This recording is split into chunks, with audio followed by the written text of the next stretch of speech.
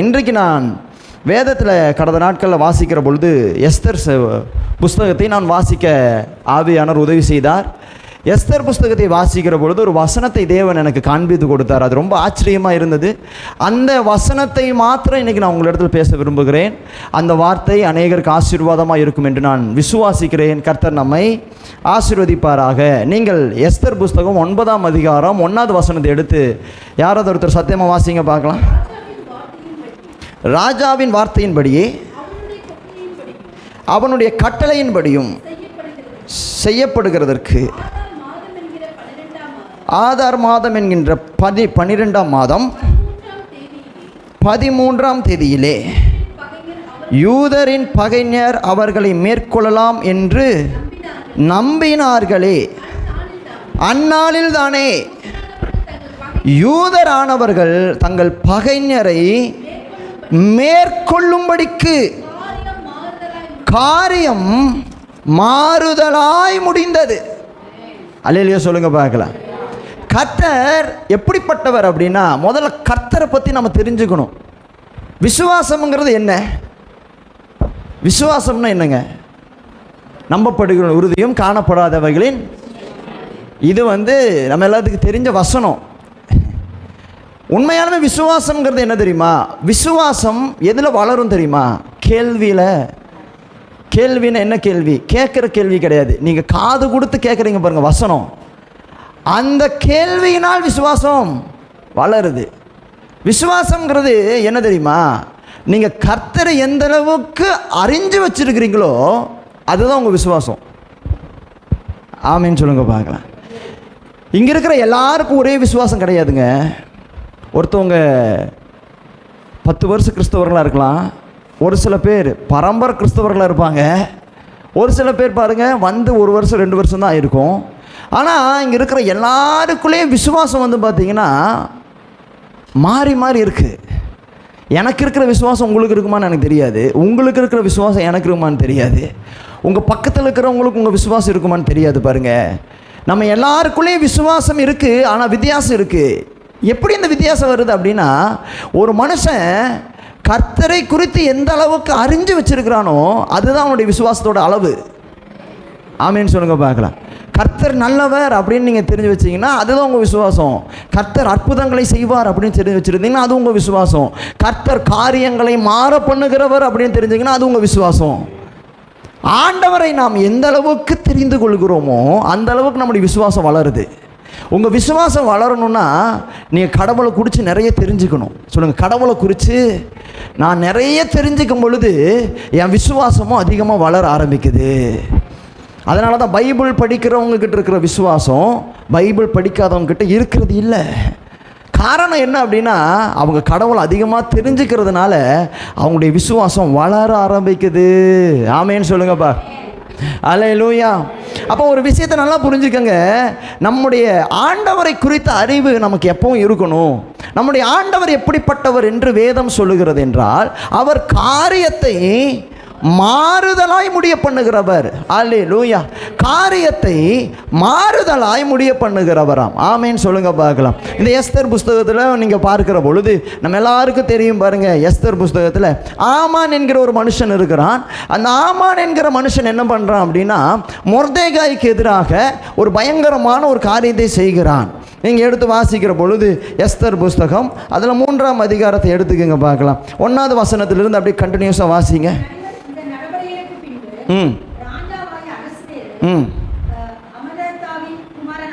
ஆமான் என்னும் ஆகாகியனை மேன்மைப்படுத்தி தன்னிடத்தில் இருக்கிற சகல பிரபுகளுக்கும் மேலாக அவனுடைய ஆசனத்தை உயர்த்தி வைத்தான். ஆகையால் ராஜாவின் அரண்மனை வாசலில் இருக்கிற ராஜாவின் ஊழியக்காரர் எல்லாரும் ஆமானை வணங்கி பாருங்க. இந்த ராஜா இருக்கிறார் பாருங்க, அகஸ்வேரு அப்படிங்கிற ராஜா. இவர் பயங்கரமான ஒரு ராஜா பாருங்க. இந்த ராஜா ஒரு மனுஷன் அதிகமாக நம்பினார். அவன் பேர் யார்? ஆமான். ஆமான் என்கிறவன் நல்லவன் கிடையாது. ஆமான் பாருங்க, ராஜாவை தன்னுடைய கைவசமாக படுத்தி அவர் மூலமாக நிறைய காரியங்களை சாதிக்கிறான். பிசாசோட தந்திரத்தில் ஒன்று இது, புரிஞ்சுக்குங்க. பிசாசு எப்படிப்பட்டவன்னா நேராக கொம்பு வச்சுட்டுலாம் வரமாட்டான் உங்களை. அவன் தந்திரத்தில் ஒன்று என்ன தெரியுமா, ஒருத்தவங்களை கைக்குள்ளே போட்டு அவன் காரியத்தை சாதிப்பான். ஆமேன்னு சொல்லுங்க பார்க்கலாம். அது யாராக கூட இருக்கலாம், அவன் குடும்பத்தில் இருக்கிறவங்களா இருக்கலாம், நண்பர்களாக இருக்கலாம். சில நேரங்கள் நம்மளை கூட அவன் கைக்குள்ளே போடுறதுக்கு முயற்சி பண்ணுறான். ஏன்னா பைபிள் சொல்லுது, எவனை வஞ்சிக்கலாமோன்னு, எவனை விழுங்கலாமோ என்று அவன் கர்ஜிக்கிற சிங்கத்தை போல சுற்றி திரிகிறான். நான் பாருங்க. அப்போ பிசாசு எப்படிப்பட்டவன்னா, நம்மளை கைக்குள்ளே போட்டு நம்ம மூலமாக காரியங்களை சாதிக்க நினைக்கிறவன் பிசாசு. இந்த ஆமான் எப்படிப்பட்டவன்னா, இப்படிப்பட்ட ஒரு மனுஷன் பாருங்கள், ராஜாவை கைக்குள்ளே போட்டு இவன் என்ன பண்ணுறான், எல்லா ஜனங்களும் அவனை வணங்கி அவனை நமஸ்கரிக்கும்படியாக அவன் தன்னை உயர்த்துறான் பாருங்க. அப்போ என்ன நடக்குது பாருங்க. அப்பொழுது ராஜாவின் அரண்மனை வாசலில் இருக்கிற சாரி நீங்கள் 2வது வசனத்திலேயே கடைசி பகுதிகளை வாசிப்பீங்கன்னா, ஆனாலும் மொர்தெகாய் அவனை வணங்கவும் இல்லை, நமஸ்கரிக்கவும் இல்லை. பாருங்க, எல்லாருமே ஆமானை வணங்குறாங்க. ஆனால் மொர்தெகாய் என்கிற ஒரு மனுஷன் இருக்கிறான். அவன் யார் தெரியுமா? மொர்தெகாய் யூதன். யூதன் யார் தெரியுமா? கர்த்தரை ஆராதிக்கிறவங்க, கர்த்தரை நேசிக்கிற ஜனங்க.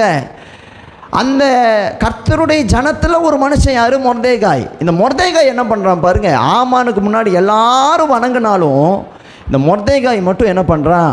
ஆமானை வணங்கவும் இல்லை, நமஸ்கரிக்கவும் இல்லை. அப்போது அடுத்த வசனங்கள் நீங்கள் வாசிச்சு பாருங்கள். அப்பொழுது ராஜாவின் அரண்மனை வாசலில் இருக்கிற ராஜாவின் ஊழியக்காரர் மொர்தெகாயை பார்த்து, நீ ராஜாவின் கட்டளையை மீறுகிறது என்ன என்று கேட்டார்கள்.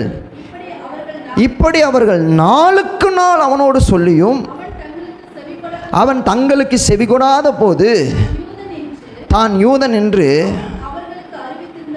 அவன் அவர்களுக்கு அறிவித்திருந்தபடியால் மொர்தெகாயின் சொற்கள் நிலை நிற்குமோ என்று பார்க்கிறதற்கு. ஆமென். பாருங்க, ஜனங்க என்ன பண்ணுறாங்க, மொர்தெகாய் ஆமானுக்கு முன்னாடி வணங்கலை. ஏன் ஆமானுக்கு முன்னாடி மொர்தெகாய் வணங்கலை?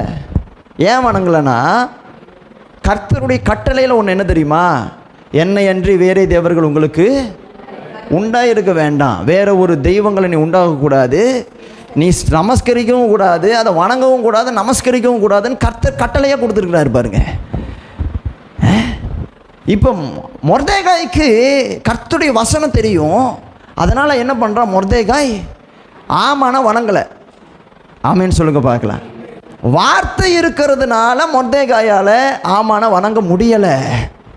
மற்ற எல்லாரும் ஆமான வணங்குறாங்க. ஆனால் மொர்தெகாயால் மாத்திரம் ஏன் ஆமானை வணங்க முடியலை அப்படின்னா, மொர்தெகாய்க்குள்ள வார்த்தை இருந்ததுனால அவன் மற்றவங்க மாதிரி விழுந்து போகலை. ஆமேன்னு சொல்லுங்க பார்க்கலாம். மற்றவங்கெல்லாம் ஏன் விழுந்து போகிறாங்க? வார்த்தை இல்லாததுனால விழுந்து போகிறாங்க. மொர்தெகாய் மட்டும் ஏன் நின்றுட்டு இருக்கிறான்? வார்த்தை இருக்கிறதுனால நின்றுக்கிட்டு இருக்கிறான். ஆமேன்னு சொல்லுங்க பார்க்கலாம். வார்த்தை இல்லாதவங்க விழுந்து போவாங்க, வார்த்தை இருக்கிறவங்க எழுந்திருச்சு நிற்பாங்க. ஆமேன்னு சொல்லுங்க பார்க்கலாம். பக்கத்தில் இருக்கிறவங்க கைப்பிடி சொல்லுங்க பார்க்கலாம். வார்த்தை இருந்தா நாம விழுந்து போக மாட்டோம். ஆமேன்னு சொல்லுங்க பார்க்கலாம். ஆமானுக்கு முன்பாக எல்லாரும் விழுறாங்க. ஆனால் மொர்தெகாயை ஆமானால விழ வைக்க முடியல. ஏன் தெரியுமா? மொர்தெகாய் கிட்ட வார்த்தை இருந்துச்சு. இன்றைக்கி நீங்களும் நானும் இவ்வளோ பிரச்சனையின் மத்தியிலையும் விழாமல் நின்றுக்கிட்டு இருக்கிறோன்னா அது காரணம் என்ன நினைக்கிறீங்க? நம்ம பலன் நினைக்கிறீங்களா, இல்லை நம்முடைய சாமர்த்தியம் நினைக்கிறீங்களா? நீங்கள் நினைக்கிறீங்களா இல்லை நான் ரொம்ப திறமைசாலி பாஸ்டர், அதனால தான் நான் நின்றுக்கிட்டு இருக்கிறேன் அப்படின்னு சொல்கிறீங்களா? ஒன்றுமே கிடையாது. நாம் பிரச்சனையின் மத்தியில் விழாமல் இருக்கிறதுக்கு காரணம் ஒன்றே ஒன்று தான். நம்மக்கிட்ட அவருடைய வார்த்தை இருக்கிறதுனால அந்த வார்த்தை நம்மளை விழாமல் இன்னைக்கு வரைக்கும் நிற்க வச்சுக்கிட்டே இருக்குது. ஹல்லேலூயா சொல்லுங்க பார்க்கலாம். ஹல்லேலூயா, ஹல்லேலூயா. அதனால தான் பைபிள் சொல்லுது பாருங்க, சிலர் ரதங்களை குறித்தும் சிலர் குதிரைகளை குறித்தும் மேன்மை பாராட்டுவார்கள், நாங்களோ எங்கள் சேனைகளின் தேவனாகிய கர்த்தருடைய நாமத்தை குறித்து மேன்மை பாராட்டுவோம். அவர்கள் முறிந்து விழுவார்கள், நாங்களோ எழுந்து நிமிர்ந்து நிற்கிறோம். ஹல்லேலூயா, ஹல்லேலூயா. என்னை பலப்படுத்தும் தேவன் என்னோடு இருக்கிறார், நான் கழுகை போல எழும்ப செய்திடுவார். என்னை என்னை பலப்படுத்தும் தேவன் என்னோடு இருக்கிறார். நான் கழுகை போல எழும்பச் செய்திடுவார். என்னை பலப்படுத்தும் ஆண்டவர் என்னோடு இருப்பதா நான் எழும்புவேன் அவர் பலத்தால்.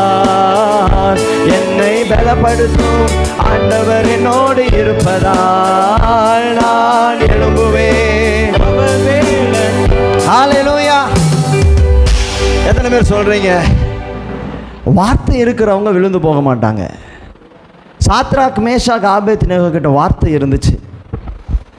அத்தனை ஜனங்கள்கிட்டையும் இல்லாத தைரியமும் துணிச்சலும் இந்த சாத்ராக் மேஷாக் ஆபேத்நேகோ கிட்ட மட்டும் எப்படி வந்துச்சு அப்படின்னு பார்த்தா, இவங்களுக்குள்ள வார்த்தை இருந்துச்சு. அதனால இவங்களுக்கு தைரியம் வருது, பலன் வருது, துணிச்சல் வருது. எல்லாரும் சிலைக்கு முன்னாடி பணிஞ்சாலும் இவங்களால எழுந்திருச்சு நிற்க முடியுது. ஆமேன்னு சொல்லுங்க பார்க்கலாம். ஹல்லேலூயா. பாருங்க, கோலியாத் இருக்கிறான். கோலியாத்துக்கு முன்னாடி சவுல் ராஜாவால் நிற்க முடியல. சவுல்கிட்ட படை இருக்குங்க, இராணுவம் இருக்குங்க, பட்டயம் இருக்குங்க. சவுல் ஒரு பராக்கிரமசாலிங்க. சவுல் நிறைய யுத்தத்துக்கு தெரிந்தவங்க. ஆனால் இந்த சவுல் பாருங்க, கோலியாத்து முன்னாடி நிற்கலை, விழுந்துட்டான். ஆனால் பாருங்க, தாவீதுக்கு ஒன்றுமே கிடையாது. தாவீது ஒரு சின்ன பையன். அவன் ஆடு மேய்ச்சிக்கிட்டு இருந்தான். ஒரு டைம் சிங்கத்தை ஜெயித்தான், இன்னொரு டைம் கரடியை ஜெயிச்சிருக்கான். இதுதான் அவனுடைய குவாலிஃபிகேஷனே மொத்தத்தில். சவுல் வந்து எத்தனையோ பராக்கிரமசாலிகளை யுத்தம் பண்ணி ஜெயிச்சிருக்கிறான் பாருங்க. ஆனால் தாவீதோட குவாலிஃபிகேஷன் என்னென்னா, ஒரு முறை சிங்கத்தையும் ஒரு முறை கரடையையும் கொண்டு இருக்கிறான். இதுதான் அவனுடைய தகுதியே. ஆனால் பாருங்க, சவுல் கோலியாத்துக்கு முன்னாடி நிற்க முடியல. ஆனால் தாவீது கோலியாத்துக்கு முன்னாடி நிற்கிறான் பாருங்க. எப்படி தாவீதால் கோலியாத்துக்கு முன்னாடி நிற்க முடிஞ்சிச்சு? ஏன்னா சவுல்கிட்ட வார்த்தை இல்லை, தாவீது கிட்ட வார்த்தை இருந்ததுனால. சொல்லுங்க பார்க்கலாம். வார்த்தை என்னை நிற்க வைக்குது. நிறைய பிரச்சனையின் மத்தியில், நிறைய புயல் வந்து அடிக்கிறப்போ கர்த்தர் என்னை நிற்க வைக்கிறாருன்னா எனக்குள்ள வார்த்தை அவர் வச்சிருக்கிறாரு. சொல்லுங்க ஒரு ஆமேன்னு சொல்லுங்க பார்க்கலாம். ஒரு அல்லேலூயா சொல்லுங்க பார்க்கலாம். மொர்தேகாய் ஆமானை பார்த்து பயப்படலை. மொர்தேகாய் ஆமானுக்கு பயப்படலை பாருங்க. தைரியம் ஆண்டோடைய வார்த்தைக்காக நிற்கிறார். இன்னைக்கு ஆண்டவர் அவங்க அந்த மாதிரி கூட்டத்தை தான் எதிர்பார்க்குறாரு. நீங்கள் விழுந்து போகிறவர்களாக இருக்கக்கூடாது பாருங்க. விழுந்து போனால் யாருக்கு சந்தோஷம்? சத்துருவுக்கு சந்தோஷம்.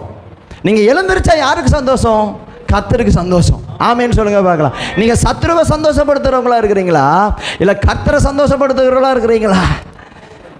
ஆமேன்னு சொல்லுங்க. அதான் பைபிள் சொல்லுது பாருங்க, நான் விழுந்தேன் என்று என் சத்துருவே நீ சந்தோஷப்படாதே, நான் விழுந்தாலும் என்னை எழும்ப பண்ணுகிற கர்த்தர் இருக்கிறா. ஆமேன்னு சொல்லுங்க பார்க்கலாம். ஹல்லேலூயா. ஒருத்தவங்க விழுந்துட்டாங்க அப்படின்னோடனே அவங்கள பார்த்து சிரிக்கிறது பிசாசுடைய குணம். ஆமாம், சில பேர் விழுந்துட்டாங்கன்னா சிரிப்பாங்க பாரு, விழுந்துட்டான் பாரு அப்படின்னு. ஆனால் பைபிள் சொல்லுது பாருங்க, நிற்கிறவன் விழாதபடிக்கு. ஆமேன்னு சொல்லுங்க பார்க்கலாம். ஆமேன்னு சொல்லுங்களே. நீங்கள் விழாமல் இருக்கணும்னா ஆண்டவருடைய வார்த்தையில் நீங்கள் பிரியமாக இருக்கணும். அந்த வார்த்தையை நீங்கள் கெட்டியாக பிடிச்சிக்கணும். அந்த வார்த்தையை விடாமல் பிடிச்சிக்கிட்டு இருப்பீங்கன்னா கர்த்தர் உங்களை நிற்க வச்சுக்கிட்டே இருப்பார். இல்லைன்னா நீங்கள் விழுந்து போகிற ஒரு கூட்டத்துக்குள்ளே இருப்பீங்க. ஆமேன்னு சொல்லுங்கள் பார்க்கலாம். கர்த்தரை துக்கப்படுத்துகிற ஒரு கூட்டத்துக்குள்ளே இருப்பீங்க பாருங்கள். ஹல்லேலூயா. இந்த ஆமானை பார்த்து மொர்தேகாய் பயப்படலை. இதை என்ன பண்ணுறாங்க, ஆமான் கிட்ட போய் சொல்கிறாங்க, இப்படி ஒரு மொர்தேகாய்ங்கிற ஒரு யூதன் இருக்கிறான் ராஜாவே, அவன் என்ன பண்ணுறான் பாரு, உனக்கு கீழ்ப்படிய மாட்டேங்கிறான். ஆமானை பார்த்து சொல்கிறாங்க, உங்களுக்கு வந்து அவன் மரியாதை கொடுக்க மாட்டேங்கிறான், வணங்க மாட்டேங்கிறான் அப்படின்னு சொல்லிட்டு சொல்லி கொடுக்குறாங்க. அப்போ 5வது வசனம் சொல்லுது பாருங்க, ஆமான் மொர்தேகாய் தன்னை வணங்கி நமஸ்கரிக்காததை கண்டபோது மூர்க்கம் நிறைந்தவனானான். ஆனாலும் மொர்தேகாயின் மேல் மாத்திரம் கை போடுவது அவனுக்கு அற்ப காரியமாய் கண்டது. மொர்தேகாயின் ஜனங்கள் இன்னார் என்று ஆமானுக்கு அறிவிக்கப்பட்டிருந்தபடியால் அகஸ்வேருவின் ராஜ்யம் எங்கும் இருக்கிற மொர்தேகாயின் ஜனமாகிய யூதரை எல்லாம் சங்கரிக்க அவன் வகை தேடினான். ஆமேன்னு சொல்லுங்க பார்க்கலாம். இப்போ ஆமான் என்ன பண்ணுறான் அப்படின்னா, மொர்தேகாயை கொல்றதுக்கு யோசிக்கிறான். அப்போ அவன் நினைக்கிறான் பாருங்க, மொர்தேகாய் ஒருத்தனை கொல்றது ஒரு சாதாரண காரியம். அவன் என்ன பிளான் பண்ணுறான்னா, மொத்த யூதர்களையுமே கொன்னுருவோம். ஆமாம், ஏன் யூதர்கள்? மொர்தேகாய் ஒருத்தன் தான் தப்பு பண்ணுறான், அப்போ மொர்தேகாயை தான் கொல்லணும். ஏன் யூதர்கள் மேலே அவன் கண்ணு வைக்கிறான்னா, அவனுக்கு தெரியும் என்ன அப்படின்னா, இந்த கர்த்தரை ஆராதிக்கிற ஒரு கூட்டம் இருக்குது பாரு, இந்த கர்த்தரை ஆராதிக்கிற கூட்டம் எப்போவுமே வணங்காது, அது எழுந்திரிச்சு நிற்கிற ஒரு கூட்டமாக இருக்கிறதுனால அந்த மொத்த கூட்டத்தையுமே அழிக்கணும்னு சொல்லிட்டு ஆமான்னு ஒரு முடிவு பண்ணுறான். அவன் என்ன பண்ணுறான் பாருங்க, 7வது வசனம். ராஜாவாகிய அகஸ்வேருவின் 12ஆம் வருஷம் நிசான் மாதமாகிய 1ஆம் மாதத்திலே ஆமானுக்கு முன்பாக பூர் எனப்பட்ட சீட்டு ஒவ்வொரு நாளையும் ஒவ்வொரு மாதத்தையும் குறித்து போடப்பட்டு ஆதார் மாதமான 12ஆம் மாதத்தின் மேல் விழுந்தது. அல்லேலூயா சொல்லுங்க பார்க்கலாம். அவன் என்ன பண்ணுறான் அப்படின்னா, மொத்த யூதர்களை அழிக்கிறதுக்கு ஒரு நாளை ஃபிக்ஸ் பண்ணுறான். எப்படி ஃபிக்ஸ் பண்ணுறான் அப்படின்னா, நல்லா கவனிங்க, பூர் அப்படிங்கிற ஒரு சீட்டு போடுறான். சொல்லுங்கள், பூர் அப்படிங்கிற ஒரு சீட்டு போடுறான். இந்த பூருங்கிற சீட்டு எதுக்கு அடையாளமாக இருக்குதுன்னா, அழிவை உண்டு பண்ணுறதுக்கு அடையாளமாக இருக்குது. ஆமைன்னு சொல்லுங்கள் பார்க்கலாம். பூர் எதற்கு அடையாளமாக இருக்குது? அழிவை உண்டு பண்ணுறதுக்கு அடையாளமாக இருக்குது. ஆமைன்னு சொல்லுங்கள். இவன் பூர் என்கின்ற சீட்டை போட்டு அவன் என்ன ஃபிக்ஸ் பண்ணுறான்? 12ஆம் மாதம். ஆமாம், அதில் நீங்கள் வாசிங்களே, 13வது வசனத்துலேருந்து வாசிங்க. ஆதார் மாதமான 12ஆம் மாதம் 13ஆம் தேதியாகிய ஒரே நாளிலே சிறியோர் பெரியோர் குழந்தைகள் ஸ்திரீகள், பாருங்கள் எப்படி ஒரு கெட்டணம் பாருங்க அவனுக்கு. சிறியோர் பெரியோர் குழந்தைகள் கூட ஸ்திரீகள் ஆகிய சகல யூதரையும் அழித்து கொன்று நிர்மூலமாக்கவும் அவர்களை கொள்ளையிடவும் அஞ்சற்காரர் கையிலே ராஜாவின் நாடுகள் எல்லாம் கட்டளைகள் அனுப்பப்பட்டது. அந்த நாளுக்கு பட்டிருக்க வேண்டும் என்று சகல ஜனங்களுக்கும் கூறி அறிவிக்கிறதற்காக கொடுக்கப்பட்ட கட்டளையின் நகல் இதுவே. இது ஒவ்வொரு நாட்டிலும் பிரசித்தம் பண்ணப்பட்டது. அந்த அஞ்சக்காரர் ராஜாவின் உத்தரவினால் தீவிரமாய் புறப்பட்டு போனார்கள். அந்த கட்டளை சூசான் அரண்மனையில் பிறந்தது. ராஜாவும் ஆமானும் குடிக்கும்படி உட்கார்ந்தார்கள். சூசான் நகரம். அல்லேலூயா சொல்லுங்க பார்க்கலாம். நல்லா கவனிங்க, இந்த ஆமான் என்ன பண்ணுறான்? மொத்த யூதர்களையும் சிறியோர் பெரியோர் குழந்தைகள் ஸ்திரீகள்னு எல்லாரையும் அழிக்கணும்னு நினைக்கிறான். ஏன் அழிக்கணும்னு நினைக்கிறான்? இவனை வணங்காததுனால அழிக்கணும்னு நினைக்கிறான். அதுக்கு அவன் என்ன பண்ணுறான்? பூர் என்கிற ஒரு சீட்டை போடுறான். இதான் முக்கியமான காரியம் பாருங்க. பூர் என்கின்ற ஒரு சீட்டை போட்டு அழிவை உண்டு பண்ணுறான். சொல்லுங்கள், என் கூட சேர்ந்து நீங்களும் சொல்லுங்கள். பூர் என்கிற ஒரு சீட்டை அவன் போட்டு கர்த்தருடைய ஜனங்களுக்கு அழிவை உண்டு பண்ணுகிறான். ஆமேன்னு சொல்லுங்க பார்க்கலாம். இப்போ இவன் இந்த பூருங்கிற சீட்டை போட்டான்ல, கர்த்தர் இந்த பூரை என்னவா மாற்றினார் அப்படின்னா, நீங்கள் வேதத்தை எடுத்து வாசிங்களே, ரொம்ப இன்ட்ரெஸ்டிங்காக இருக்கும். எஸ்தர் 9ஆம் அதிகாரம், அதில் 24வது வசனத்தை நீங்கள் எடுத்து வாசிப்பீங்கன்னா, 24வது வசனத்துலேருந்து 26வது வசனம் வரைக்கும் வாசிங்க. அமெத்தாத்தின் குமாரனாகிய ஆமான் என்னும் ஆகாகியன் யூதருக்கெல்லாம் சத்துருவாக இருந்து யூதரை சங்கரிக்க நினைத்து அவர்களை அழிக்கவும் நிர்மூலமாக்கவும் பூர் எனப்பட்ட சீட்டை போடுவித்தான். ஆனாலும் எஸ்தர் ராஜ சமூகத்தில் போய் யூதருக்கு விரோதமாக அவன் நினைத்த அவனுடைய பொல்லாத யோசனையை அவனுடைய தலையின் மேல் திருப்பும்படி கட்டளை பிறந்ததினால் அவனும் அவன் குமாரரையும் மரத்திலே தூக்கு போட்டார்கள். ஆகையால் அந்த நாட்கள் பூர் என்னும் பேரினால் பூரீம் எனப்பட்டது. அல்லேலூயா சொல்லுங்க பார்க்கலாம். ஆமான் பூர் என்கின்ற ஒரு சீட்டை போடுறான். கர்த்தர் அதை பூரிமாய் மாற்றுகிறார். ஆமேன் சொல்லுங்க பார்க்கலாம். பூர் என்றால் என்ன? அழிவு. பூரீம் என்றால் என்ன? வெற்றி. ஆமேன் சொல்லுங்க சொல்லுங்க. பூர் என்றால் அழிவு, பூரீம் என்றால் வெற்றி. ஆமென் சொல்லுங்க. சத்துரு எனக்கு பூர் என்கின்ற சீட்டை போட்டால் என் தேவன் பூரீம் என்கின்ற சீட்டை எனக்காக போட அவர் வல்லமை உள்ளவராயிருக்கிறார். ஆமென் சொல்லுங்க பார்க்கலாம். ஹல்லேலூயா. ஆமான்னு சொல்றான். என்ன யாரால ஜெயிக்க முடியும்? கர்த்தர் மேல இருந்து பார்க்கிறாரு.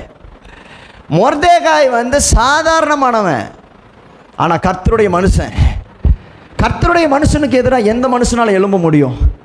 ஆமென் சொல்லுங்க பார்க்கலாம். ஆமான் பூரை கொண்டு வந்தா என் ஆண்டவர் பூரீமை கொண்டு வராரு. அவன் அழிவை கொண்டு வரான், என் ஆண்டவர் எனக்கு ஜெயத்தை கொடுக்க. நீங்க எத்தனை பேர் சொல்றீங்க, சத்துரு எனக்கு அழிவை கொண்டு வந்தால் என் ஆண்டவர் எனக்கு ஜெயத்தை கொடுக்கிறார்? அதான் பைபிள் ஒரு வசனம் சொல்லுது பாருங்க.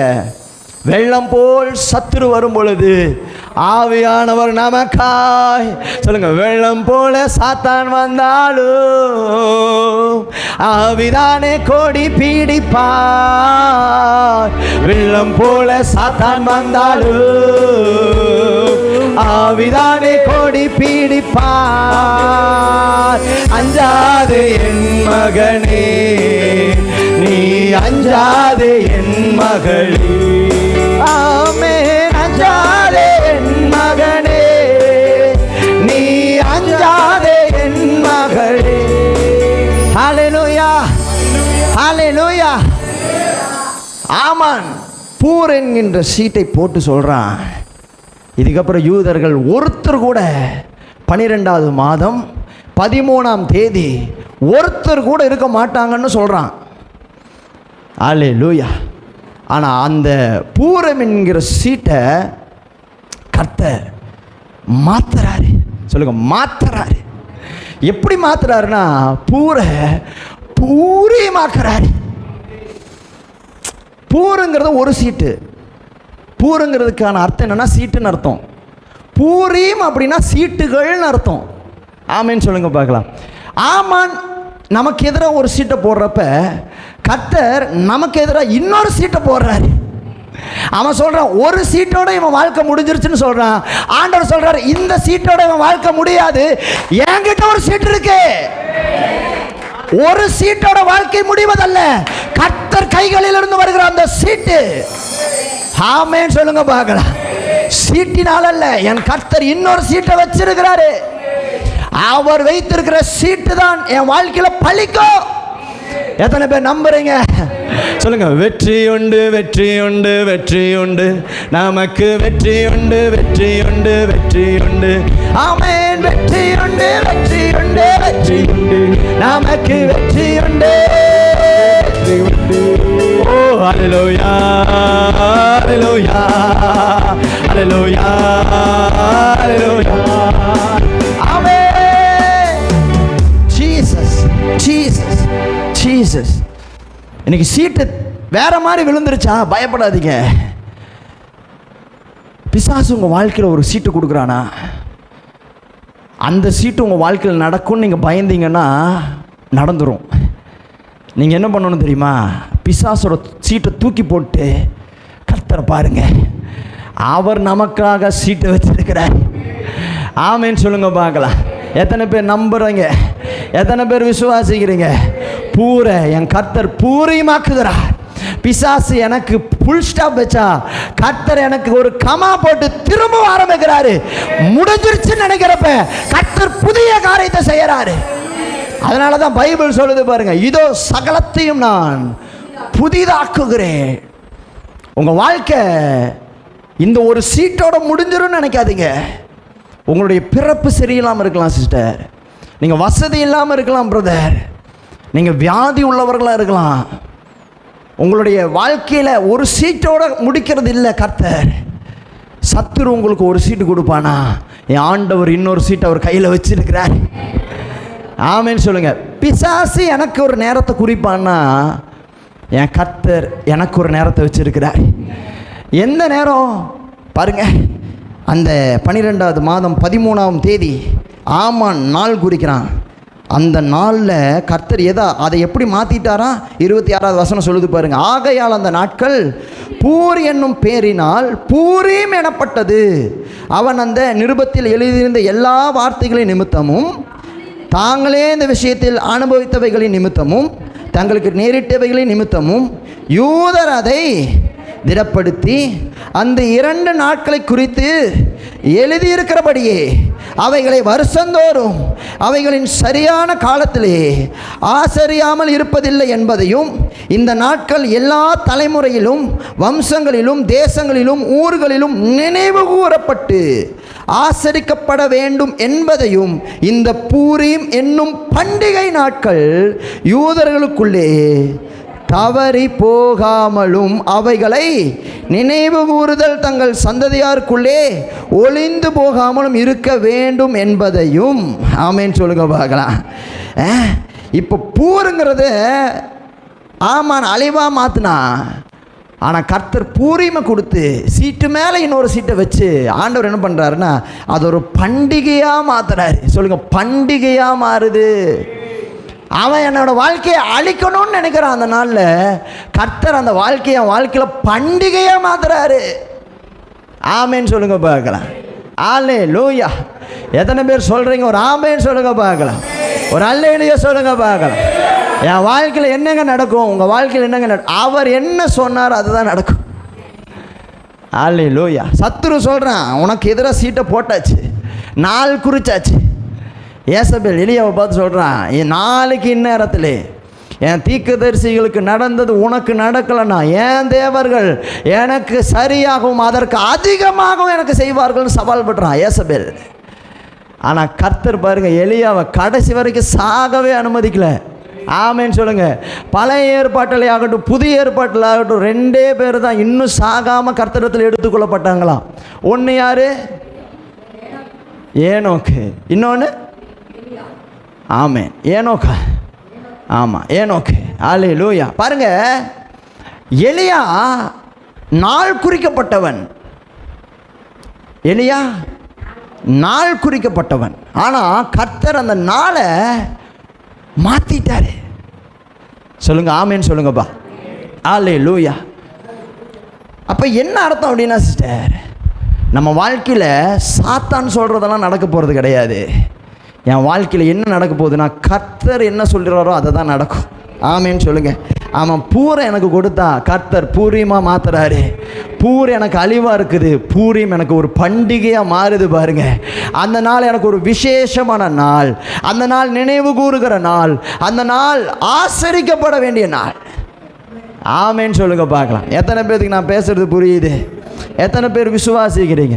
அப்போ இன்றைக்கு முதலாவது ஒரு காரியம் பாருங்கள், கர்த்தர் பூரை பூரியமாக்குகிறார். எப்படி பூரியமாக்குகிறார்? அடுத்த வசனம். சும்மா பூரை பூரியமாக்கலைங்க, இந்த அழிவை ஜெயமாக எப்படி ஆண்டவர் மாற்றினாருன்னா அதுக்கு பின்னாடி என்ன இருக்குதுன்னு பாருங்கள்.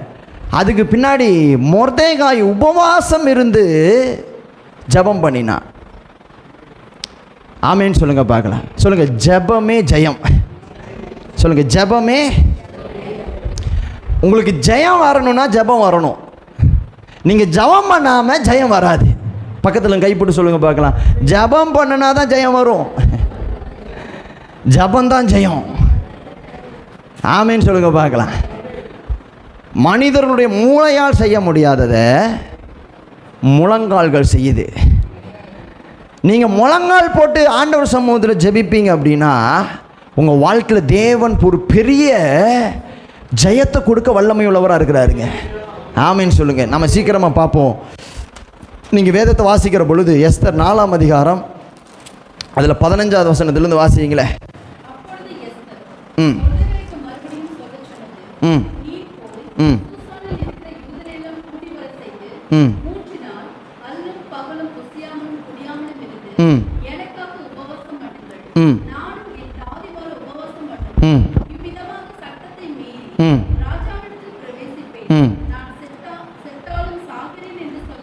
பாருங்க, எஸ்தர் மொர்தேகாய்க்கு மறுபடியும் சொல்ல சொன்னது, நீர் போய் சூசானில் இருக்கிற யூதரை எல்லாம் கூடி வர செய்து 3 நாள் அல்லும் பகலும் புசியாமலும் குடியாமலும் இருந்து எனக்காக உபவாசம் பண்ணுங்கள். ஆமேன்னு சொல்லுங்க பார்க்கலாம். நானும் என் தாதிமாரும் உபவாசம் பண்ணுவோம். அப்போ நல்லா கவனிங்க சிஸ்டர், பிரதர். ஒரு பூரை தேவன் பூரியமாக்கணும்னா, அதாவது பிசாசு நம்ம வாழ்க்கையில் ஒரு அழிவை உண்டு பண்ணுறப்ப அதை கர்த்தர் ஜெயமாய் மாற்ற வேண்டும் என்றால் அதுக்கு பின்னாடி என்ன இருக்கணும் தெரியுமா? ஜெபம் இருக்கணும். நான் சும்மா விசுவாசிச்சுட்டு இருக்கிறேன், ஜெபம் பண்ண மாட்டேன்னு சொல்லக்கூடாது. நீங்கள் எந்த அளவுக்கு ஜெபம் பண்ணுறீங்களோ அந்த அளவுக்கு கர்த்தர் கிரியை செய்ய வல்லமை உள்ளவராக இருக்கிறார். ஜெபிக்காத மனுஷனால் பிரயோஜனமே கிடையாது. நீங்கள் பைபிளில் யோனாங்கிற ஒரு மனுஷனை பாருங்கள், அவனால் யாருக்கு என்ன பிரயோஜனம்? ஜெபிக்காத யோனாவால் ஒருத்தனுக்குமே பிரயோஜனம் கிடையாது. ஜெபிக்காத யோனா பாருங்க, கப்பலில் போகிறான், கப்பல் அப்படியே ஆழுது, அலைய கர்த்தர் கட்டளை இடுறாரு. ஜெபிக்காத யோனாவால் கப்பல் இருக்கிற மாலுமிகளுக்கு பிரச்சனை, அங்கே பிரயாணம் பண்ணவங்களுக்கு பிரச்சனை. ஜெபிக்காத யோனாவால் மீனுக்கு பிரச்சனை, ஜெபிக்காத யோனாவால் எல்லாருக்குமே பிரச்சனை. இன்னும் சொல்லப்போனால் ஜெபிக்காத யோனாவால் அவனுக்கு அவனே பிரச்சனையாக மாறுறான் பாருங்க. ஆமேன்னு சொல்லுங்க பார்க்கலாம். இன்றைக்கி நீங்கள் ஜெபம் பண்ணல அப்படின்னா உங்களால் யாருக்கு எந்த பிரயோஜனமுமே இருக்காது. ஹலோ, நான் சொல்கிறது புரியுதா உங்களுக்கு? நீங்கள் ஜெபம் பண்ணாத வரைக்கும், நீங்கள் ஜெபம் பண்ணாமல் இருக்கிற வரைக்கும் பாருங்கள், உங்களால் யாருக்கு எந்த பிரயோஜனம் கிடையாது. இன்னும் சொல்லப்போனால் உங்களுக்கு நீங்களே பிரச்சனையாக மாறிடுவீங்க பாருங்க. உங்களை நீங்களே வெறுப்பீங்க. ஏன்டா நான் உயிரோடு இருக்கணும்னு கேட்பீங்க. எனக்கு எதுவுமே நடக்க மாட்டேங்குதுன்னு நீங்கள் சொல்லுவீங்க. எதுவுமே வாய்க்க மாட்டேங்குது, எதுவுமே நடக்க மாட்டேங்குது. ஏன் நடக்க மாட்டேங்குது? ஜெபம் பண்ணலை நீ. பிசாசு உனக்கு பூருங்கிற சீட்டை போட்டால் நீ நல்ல ஜெபம் பண்ணி அதை பூரியமாக மாற்ற வேண்டாமா? ஆனால் ஜெபத்தை விட்டுட்டு நாம் ஜாலியாக இருக்கிறோம் பாருங்கள். செல்ஃபோனில் மணிக்கணக்கில் இருப்போம், ஆனால் ஜெபம் பண்ணுறதுக்கு நம்மளால் உட்கார முடியறதில்ல. ரொம்ப பிஸி ஆகிடுறோம் இல்லை?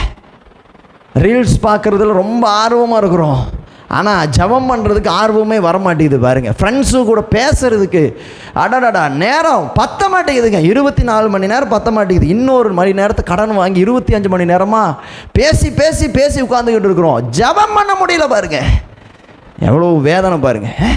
சொந்தக்காரங்க கூட பேசுறதுன்னு அவ்வளோ சந்தோஷமாக பேசுகிறோம். அவங்க நியாயம் இவங்க நியாயம், ஆஹா, அப்படியே அந்த நாளே அப்படியே பீஸ்ஃபுல்லாக போன மாதிரி இருக்குல்ல. ஆனால் ஒன்று புரிஞ்சுக்கங்க, நீங்கள் ஜெபம் பண்ணுற வரைக்கும், நீங்கள் ஜெபம் பண்ணாமல் இருக்கிறதுனால உங்கள் வாழ்க்கையில் எந்த பிரயோஜனமுமே இல்லாமல் உங்கள் வாழ்க்கை மாறுது பாருங்கள். இன்றைக்கி ஆவியானவர் இதை தான் சொல்லி தராரு. ஜெபம்ங்கிறத சாதாரணமாக எடுத்துக்காதீங்க. நீங்கள் ஜெபம் பண்ணால் தான் விடுதலை கிடைக்கும். நீங்கள் ஜெபம் பண்ணால் தான் ஜெயம் வரும். எஸ்தரும் மொர்தெகாயும் கர்த்தரை ஆராதிச்சுக்கிட்டு இருந்த மாத்திரம் சும்மா இல்லை. எஸ்தரும் மொர்தெகாயும் பாருங்கள், ஜெபம் பண்ணாங்க, உபவாசம் இருந்தாங்க, நல்ல தேவனை நோக்கி தன்னை தாழ்த்தி ஆண்டவரை நோக்கி பார்த்தாங்க, யெகோவா தேவனை பார்த்தாங்க. தேவனே எனக்கு இறங்கும்னு சொன்னாங்க பாருங்க. கர்த்தர் பூர் என்கின்ற சீட்டை பூரியமாக மாற்றிட்டாரு. ஆமேன்னு சொல்லுங்க பார்க்கலாம். ஜெபிக்காத வரைக்கும் அற்புதம் நடக்காது. நீங்கள் மணி கணக்கில் யாரு கூட வேணாலும் பேசுங்க, ஒன்றுமே பிரயோஜனம் கிடையாது. இன்னும் சொல்லப்போனால் நீங்கள் பாவத்தில் விழுந்துருவீங்க. நீங்கள் விழுந்து நாரிடும் பாருங்கள், வாழ்க்கை அசிங்கமாயிரும் பாருங்கள். அதனால தான் ஆவியானவர் சொல்லி தராரு, ஜெபத்தை விட்டுட்டு வேற ஒன்று காரியத்துக்கு முக்கியத்துவம் கொடுக்காத. நீ ஜெபம் பண்ணாதான் அற்புதம் நடக்கும். நீ ஜெபம் பண்ணாதான் உன் வாழ்க்கை மாறும். நீ ஜெபம் பண்ணாதான் நீ நினைக்கிற காரியமெல்லாம் வாய்க்கும். நீ ஜெபம் பண்ணாதான் இந்த சூழ்நிலையிலேருந்து உன்னால் வெளியில் வர முடியும். இல்லை அப்படின்னா சத்துரு குறித்த நேரத்தில் கரெக்டாக நம்ம மாட்டிக்குவோம். ஆமேன்னு சொல்லுங்க பார்க்கலாம். நான் பேசுகிறது எத்தனை பேருக்கு புரியுது? எத்தனை பேர் விசுவாசிக்கிறீங்க? அப்போ நம்ம என்ன பண்ணணும் சிஸ்டர்? ஜெபம் பண்ணணும். பூரை பூரியமாக்கணும்னா ஆமான்னு ஒரு சீட்டு கொடுக்குறான்னா கர்த்தர் ஒரு சீட்டு கொடுக்கணும். ஆமேன்னு சொல்லுங்க பார்க்கலாம். கர்த்தருடைய சீட்டு நமக்கு வரணும்னா நாம் ஜெபம் பண்ணணும். ஜெபம் பண்ணினா தான் மாறும். ஜெபம் பண்ணாத வரைக்கும் உங்கள் வாழ்க்கையில் எதுவுமே நடக்காது பாருங்க. அழுக தான் வருது, கண்ணீர் தான் வருது பாருங்க, கவலை தான் வருது பாருங்க. ஏன் இதெல்லாம் வருது? ஏன்னா நீங்கள் ஜெபம் பண்ணலை. ஜெபம் பண்ணலை. யாருக்கோ ஜெபம் பண்ணாதீங்க, யாருக்கோகாக ஜெபம் பண்ண வேண்டாம். சில பேர் பாருங்கள் பாஸ்டருக்காக ஜெபம் பண்ணுறோம். சில பேர் சொல்லுவாங்க பாருங்கள், நான் என் ஒய்ஃபுக்காக தான் பாஸ்டர் ஜெபம் பண்ணுறேன், என் ஹஸ்பண்டுக்காக தான் ஜெபம் பண்ணுறேன், என் அப்பா அம்மாவுக்காக தான் ஜெபம் பண்ணுறேன். அவங்களுக்காக நீங்கள் ஜெபம் பண்ண வேண்டிய அவசியம் கிடையாது. சில பேர் சொல்லுவாங்க ஏசப்பாவுக்காக ஜெபம் பண்ணுறாங்களாம். ஏசப்பாவுக்காக இவங்க போய் ஜெபம் பண்ணி, பாவம் ஒரு பேச்சு துணைக்கு ஆள் இல்லாமல் இருக்கிறதுனால இவங்க என்ன பண்ணுறாங்க, கொஞ்சம் அப்படியே பேசிட்டு வருவோம் போய். ஏசப்பாவுக்காக நீங்கள் ஜெபம் பண்ண வேண்டிய அவசியமே கிடையாது. அப்போ யாருக்காக தான் ஃபஸ்ட்டு ஜெபம் பண்ணணும்? உங்களுக்காக ஜெபம் பண்ணுங்க. எருசலேம் குமாரத்திகளே, நீங்கள் எனக்காக அல்லாமல் உங்களுக்காகவும் உங்கள் குடும்பத்துக்காகவும் ஆளுங்கிறார் ஆண்டவரே. உங்களுக்காக ஜெபம் பண்ணுங்க, நம்பிக்கையோட ஜெபம் பண்ணுங்க. அவர் பாதத்தை பிடிச்சு சொல்லுங்க, ஏசப்பா நீங்க தான் எனக்கு அற்புதம் செய்யணும் ஏசப்பான்னு சொல்லுங்க. கண்ணீரை விடுங்க, மணிக்கணக்கில் ஜெபம் பண்ணுங்க. ஆண்டவர் பார்த்து சொல்லுங்க, என்னை முழுசா மாத்துங்க ஆண்டவரேன்னு சொல்லுங்க. ஆண்டவர் பார்த்து சொல்லுங்க, இந்த பிரச்சனையிலிருந்து என்னை வெளியில கொண்டு வாங்க ஆண்டவரேன்னு சொல்லுங்க. விடாம அவரை பிடிங்க. நீங்க அவரை விடாம பிடிப்பீங்க அப்படின்னா கர்த்தர் ஒரு பெரிய அற்புதத்தை செய்ய அவர் வல்லமை உள்ள தேவனாய் இருக்கிறார்.